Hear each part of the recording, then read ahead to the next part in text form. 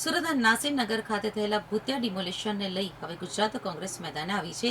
ત્યારે ધારાસભ્ય તુષાર ચૌધરીએ નાસીરનગર ખાતે ડિમોલિશન જગ્યાએ જ કોંગ્રેસી નેતાઓ સાથે ધરણા ઉપર બેસી ગાંધીનગરથી તપાસ કમિટીની રચના કરવાની માંગ કરી હતી। સુરતના નાસીરનગર ખાતે ગત 30મી મેના રોજ પાલિકા અને પોલીસ દ્વારા સાથે મળી કરાયેલા ભૂતિયા ડિમોલિશનને લઈ સુરત જ નહીં પરંતુ દેશભરમાં ચકચાર મચી ગઈ હતી। બિલ્ડરના ખોળે બેસી પાલિકા દ્વારા ડિમોલિશન કરાયું હોય, જેને લઈ હવે કોંગ્રેસે આ મુદ્દે પાલિકા સામે મોરચો ખોલ્યો છે। તો શાસક પક્ષ ભાજપના ધારાસભ્ય વિનુ મોરડિયાએ પણ આ મામલે તપાસની માંગ કરી ભૂતિયા ડિમોલિશન કોણે કર્યું તે અંગે સવાલો ઊભા કર્યા હતા અને આખરે પાલિકાના સ્ટેન્ડિંગ ચેરમેન દ્વારા આ મામલે તપાસ સમિતિ રચવાની વાત કરતા પાલિકા કમિશનરે તપાસ સમિતિની પણ રચના કરી હતી।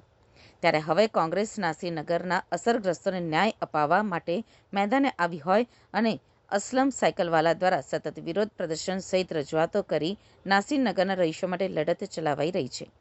તો ગુજરાત કોંગ્રેસ પણ નાસીરનગરના અસરગ્રસ્તો માટે મેદાને આવી છે અને ગુજરાત કોંગ્રેસના નેતા તથા ધારાસભ્ય તુષાર ચૌધરીએ નાસીરનગર ખાતે કોંગ્રેસીઓ સાથે મળી ધરણા કરી મનપા બિલ્ડર અને પોલીસના જવાબદાર અધિકારીઓ સામે કાર્યવાહીની માંગ સાથે ગાંધીનગરથી ડિમોલિશન મામલે તપાસ કમિટીની રચના કરવાની માંગ કરી હતી।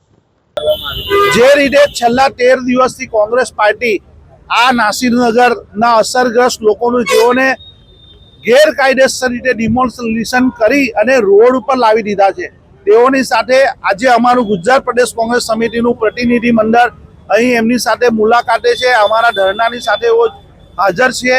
ત્યારે અમે એમની સાથે મુલાકાત કરાવી અને આગળની એ લોકો ન્યાય માટેની જે પણ પ્રક્રિયા થતી હોય એ પ્રક્રિયા અને એ અસરગ્રસ્તોની જે માંગણી છે એઓ જે રીતે એમની પર દમન અને જુલમ થયો છે એ બાબતસરની મુલાકાતે આવ્યા છે અને એઓ કોંગ્રેસ પાર્ટી આ આખું પ્રતિનિધિ મંડળ અહીંથી લઈ રિપોર્ટ લઈ અને આ નેશનલ લેવલ સુધી આ બાબતસર જશે અને તેમનો ન્યાય મેળવશે।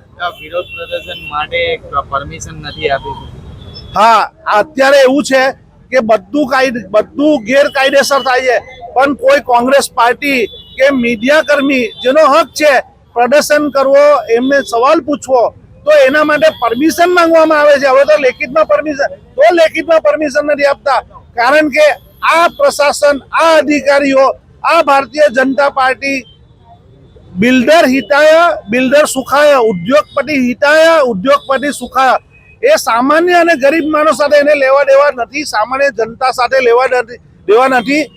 ભલે સામાન્ય જનતાના લોહી પસીનાના ટેક્સથી એનો પગાર થતો હોય, એનું ઘર ચાલતું હોય, એ જવાબ આપવા માટે બંધાયેલા છે।